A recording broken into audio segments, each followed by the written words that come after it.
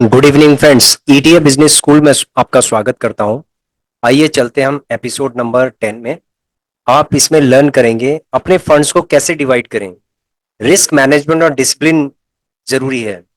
देखिए फ्रेंड्स, यदि आप इन्वेस्टमेंट कर रहे हैं या ट्रेडिंग कर रहे हैं ईटीएफ में, तो आपको अपने फंड्स को डिवाइड करना बहुत ही जरूरी है। किस तरीके से आप अपने फंड को डिवाइड करेंगे?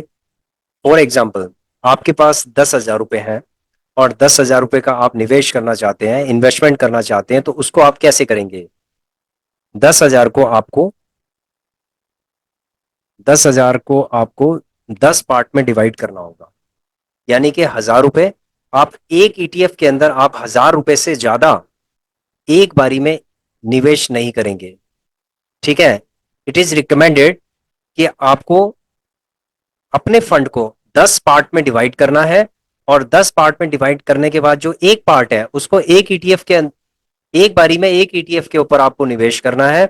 इसी तरीके से आप 5 ईटीएफ में भी कर सकते हैं और आप एक सिंगल ईटीएफ में भी कर सकते हैं। इसका मतलब है कि अगर आप एक सिंगल ईटीएफ में अगर आप निवेश करना चाहते हैं, इन्वेस्टमेंट करना चाहते हैं, तो आपको 10 बार उसको करना पड़ेगा।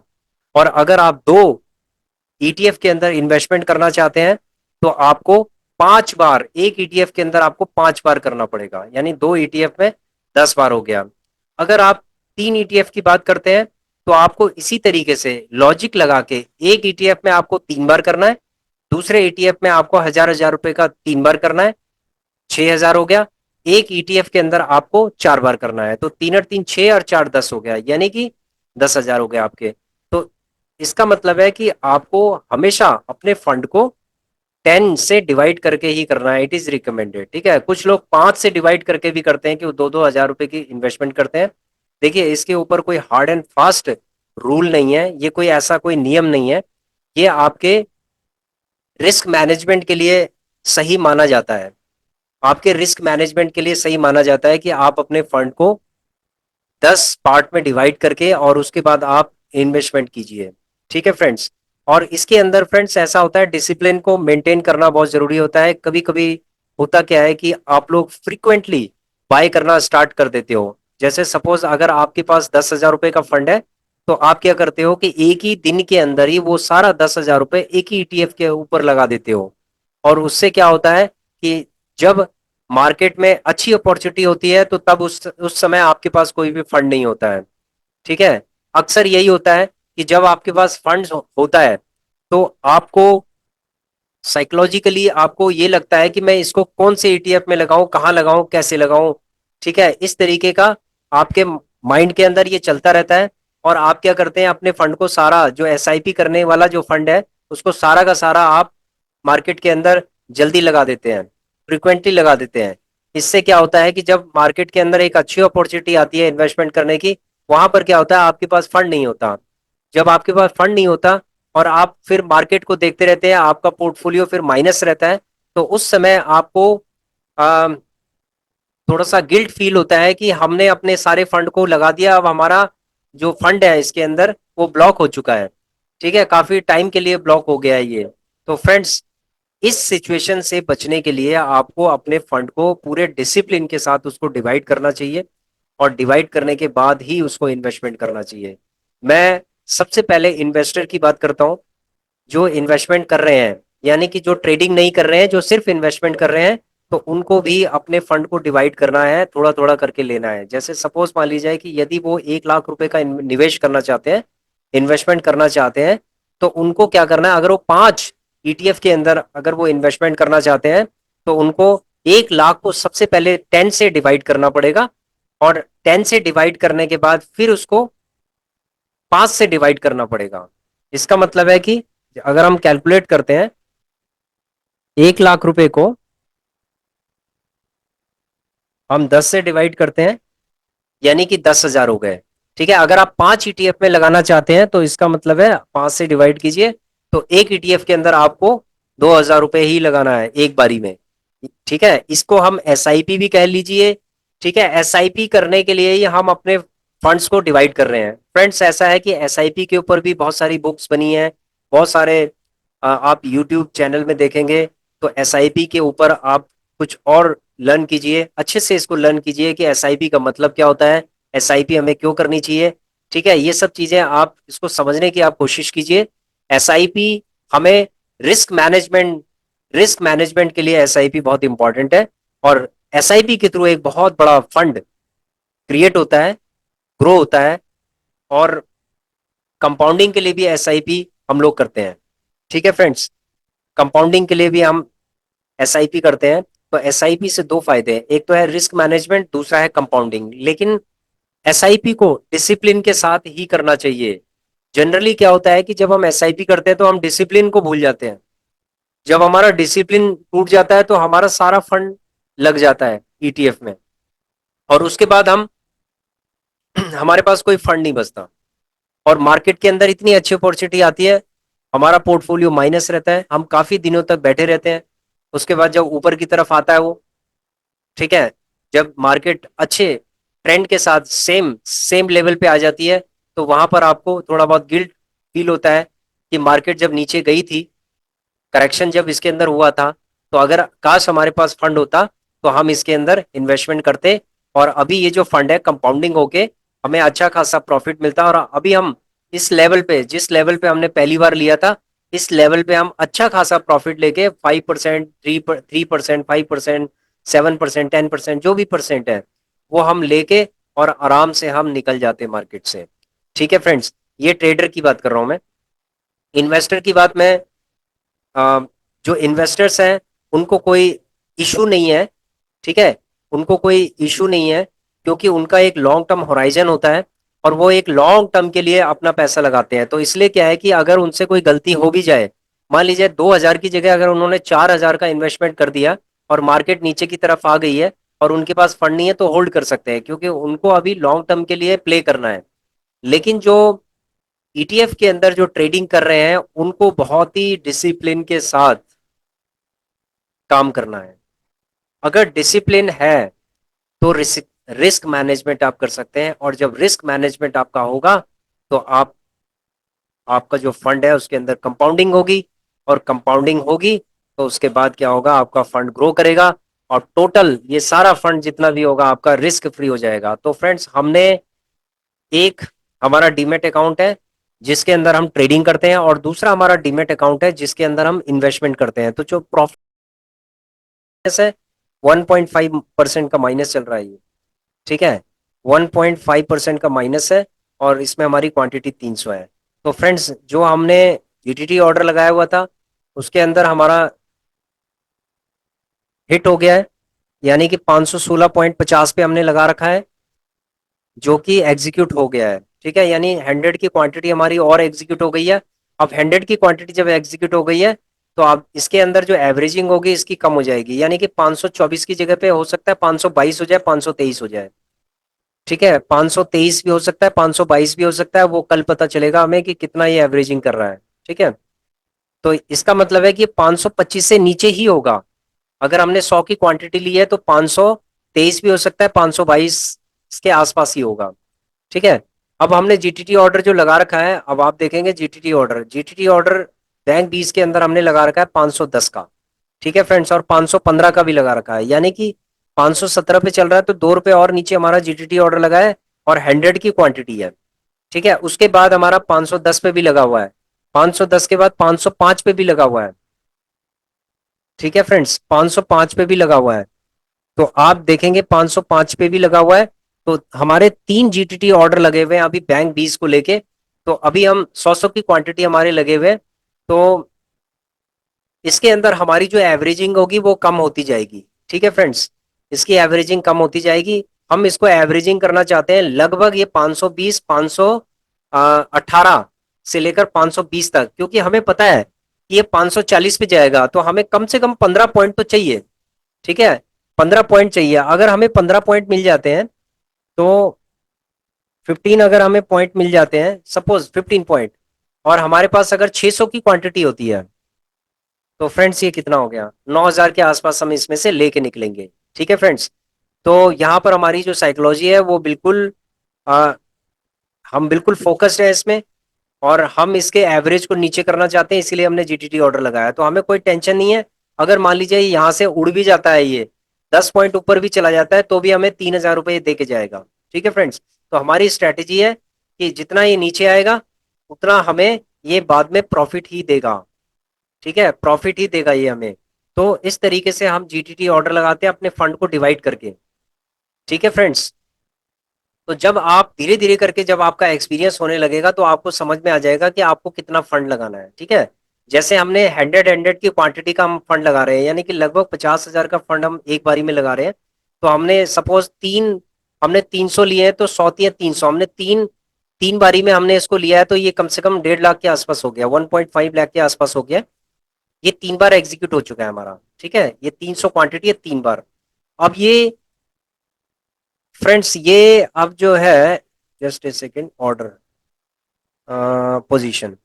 अब फ्रेंड्स आप देखेंगे कि 100 की क्वांटिटी 516.50 में ये एग्जीक्यूट हो गया, तो इसका मतलब 100 हो गया, यानी 50,000 के आसपास हमने और इसके अंदर लगा दिया है। ठीक है, 516 में, 516.50 में। अब हमारा 515 में 100 क्वांटिटी लगी हुई है, 510 में 100 क्वांटिटी लगी हुई है, और 505 में 100 क्वांटिटी लगी है। इसका मतलब है कि हम 1.5 लाख और हम ले सकते हैं। हमने अपने फंड को डिवाइड कर दिया है। ये देखिए, हमारे पास 1.50 है, ये टोटल एवरेज कैश है हमारे पास। ठीक है, 1.5 लाख के आसपास है। तो इसका मतलब है कि हम इसको 3 बारी में ले सकते हैं, इसीलिए हमने 3 बारी का जीटीटी ऑर्डर लगा रखा है फ्रेंड्स। ठीक है, अब आपको समझ में आ गया होगा फ्रेंड्स कि हम किस तरीके से रिस्क मैनेजमेंट कर रहे हैं। तो बैंक 20 का हमने एक एग्जांपल लिया है, इसी तरीके से हम पीएसयू बैंक 20 के अंदर भी हम आ, आप पीएसयू बैंक 20 के अंदर भी हम इसी तरीके का करते हैं। ठीक है, रिस्क मैनेजमेंट करते हैं अपने फंड को डिवाइड करके, और उसके बाद हम यहाँ पर जीटीटी ऑर्डर लगाते हैं, और जो भी जीटीटी ऑर्डर हिट हो गया, इसका मतलब है कि वही हमारा फोकस पॉइंट वही रहेगा। जैसे सपोज बैंक 20 का अगर 515 पे अगर ये एग्जीक्यूट हो गया, तो हम पीएसयू बैंक 20 की जगह पे बैंक 20 पे ज्यादा फोकस करेंगे, और वो जो 1.5 लाख रुपए हमारा जो बैलेंस है वो हम सारा इसके अंदर लगाना चाहेंगे। ठीक है, इसके अंदर नहीं लगाना चाहेंगे हम। और अगर मान लीजिए कि ये एग्जीक्यूट हो जाता है हमारा, जैसे पीएसयू बैंक 20 का अगर हमने जीटीटी ऑर्डर लगा रखा है, पीएसयू बैंक 20, नीचे चलते हैं, just a second, PSU bank 20 हमने 74 पे लगा रखा है। ठीक है फ्रेंड्स, और ये 77.24 पे चल रहा है। 74 पे लगा रखा है, 75 पे भी हमने लगा रखा है। ठीक है, तो 75 पे लगा रखा है हमने 750 क्वांटिटी, और 74 पे लगा रखा है हमने 750 क्वांटिटी। तो अगर मान लीजिए कि by chance PSU bank 20 buy हो जाता है, ठीक है, 75 पे अगर ये बाय हो जाता है 750 क्वांटिटी, तो इसका मतलब ये है कि हमारा जो अगला फोकस होगा वो पीएसयू बैंक 20 होगा, बैंक 20 नहीं होगा हमारा फोकस। ठीक है, बैंक 20 को हम होल्ड करेंगे और पीएसयू बैंक 20 को हम लेना चाहेंगे। ठीक है फ्रेंड्स, इस तरीके से हम क्या करते हैं कि जो फंड होता है उसको फंड जो भी हमारा बाय हो जाता है, तो हम क्या करते हैं कि उस फंड को हम उसी ईटीएफ के लिए रखते हैं जो बाय हो जाता है हमारा। ठीक है, तो यहां पर दो चीजें हैं। एक तो हम अपने फंड को एसआईपी कर रहे हैं, सिस्टमैटिक इन्वेस्टमेंट प्लान कर रहे हैं, उसको 5 पार्ट में हमने डिवाइड किया है। देखो फ्रेंड्स, ऐसा है कि हम ये रिकमेंड करते हैं आप लोगों को जिनको एक्सपीरियंस कम है, वो अपने फंड को 10 पार्ट में डिवाइड करें। हम अपने फंड को 5 पार्ट में या 6 पार्ट में डिवाइड करते हैं। ठीक है, क्योंकि अपने एक्सपीरियंस के हिसाब से इसको किया जाता है, और उसमें पूरा जजमेंट लिया जाता है, पूरे टेक्निकल एनालिसिस की जाती है कि किसके अंदर, किस ईटीएफ के अंदर हमें फंड लगाना है। इसीलिए फंड एक ईटीएफ के अंदर, मतलब एक बारी में हम क्या करते हैं कि एक बारी में 50,000 का हम इन्वेस्टमेंट करते हैं। ठीक है फ्रेंड्स, अब आपको समझ में आ गया होगा कि यहां पर 3 चीजें चल रही हैं। पहली चीज ये है कि आप अपने फंड को डिवाइड कर रहे हैं। ठीक है, और उसकी सिस्टमैटिक इन्वेस्टमेंट प्लान बना रहे हैं उसका, कि हमें जितना मार्केट नीचे जाएगा उतना हम इसको लेंगे। उसके बाद है, सेकंड हो गया रिस्क मैनेजमेंट। रिस्क मैनेजमेंट का मतलब है कि जब हम अपने फंड को डिवाइड कर रहे हैं और मार्केट जब स्विंग कर रही है, नीचे की तरफ आ रही है, स्विंग कर रही है, तो वो हमारे जो हमारा फंड है वो मार्केट के अंदर लगना स्टार्ट हो जाएगा। ठीक है, उसके बाद हमें पता है कि ये स्विंग करेगा, तो यहां पर हम रिस्क को मैनेज कर रहे हैं। और उसके बाद आता है डिसिप्लिन। डिसिप्लिन में ये होता है कि अगर हमने अपने फंड को अगर 5 पार्ट में डिवाइड किया, तो हमें 5 उतना ही लेना है, उतना ही पैसा हमें इन्वेस्टमेंट करना है जितना हमने प्लान किया हुआ है। ठीक है, जो हमने डिवाइड किया हुआ है उतना ही करना है। ऐसे नहीं कि आपने मान लीजिए नीचे चला गया है और आपने अपना जो 3 बारी का फंड है एक ही बारी में लगा दिया, उसके बाद फिर और नीचे चला गया, तो आपका क्या होगा, पोर्टफोलियो माइनस हो जाएगा। तो फ्रेंड्स यहाँ पर डिसिप्लिन की बहुत जरूरत है। ठीक है, तो हमने आपको एग्जाम्पल के थ्रू समझाया है, बैंक बीस के एग्जाम्पल के थ्रू हमने आपको समझाया है। तो आपकी समझ में आ गया होगा फ्रेंड्स। आशा करता हूं कि आपकी समझ में आ गया होगा कि आप अपने फंड को डिवाइड करके ही आप इन्वेस्टमेंट करेंगे, उसको एसआईपी बनाएंगे, तब जाके इन्वेस्टमेंट करेंगे, जिससे कि आपका रिस्क मैनेजमेंट होगा और आप प्रॉपर डिसिप्लिन के साथ यहाँ पर काम करेंगे। ठीक है फ्रेंड्स। जनरली देखो क्या होता है कि आप इन चीजों को आप फॉलो कीजिए। यदि आपसे कभी गलती हो भी जाती है तो मैं ये कहता हूं कि आपकी सारी गलतियां माफ हो जाती हैं ईटीएफ के अंदर, क्योंकि ईटीएफ में टाइम वैल्यू ऑफ मनी होता है। यदि आप इसको होल्ड कर दें तो ये बाद में आपको प्रॉफिट ही देगा। लॉन्ग टर्म का अगर होराइजन है आपका तो ये प्रॉफिट ही देगा। अगर आपने आज गलती कर दी है कोई बात नहीं, मार्केट में आपका पोर्टफोलियो माइनस है, इसका मतलब ये नहीं है कि मार्केट ने आपका पैसा ले लिया है। ठीक है, आपका पैसा समझ लीजिए वहां पर जमा है, और टाइम वैल्यू ऑफ मनी के साथ साथ क्या होगा, आगे आपका जो आपकी जो माइनस पोर्टफोलियो वो रिकवर भी होगा, और उसमें प्रॉफिट भी आपको दिखाई देगा। आप जितना प्रॉफिट आप लेना चाहते हैं उतना आप ले सकते हैं। मान लीजिए 2% है, 3% है, 5% है, वो डिपेंड करता है आपके पेशेंस के ऊपर कि आपके अंदर कितना पेशेंस है। ठीक है फ्रेंड्स, तो हमारी जो स्ट्रैटेजी है वो हमने आपके सामने शो की है। हमारी जो स्ट्रैटेजी है उसको लेके है, हमारी स्ट्रैटेजी बैंक डीज को लेके है और पीएसयू बैंक डीज को लेके है। तो दो को लेके फ्रेंड्स हमारी स्ट्रैटेजी है। तो इन दोनों पे ही हमने अभी काम करना है।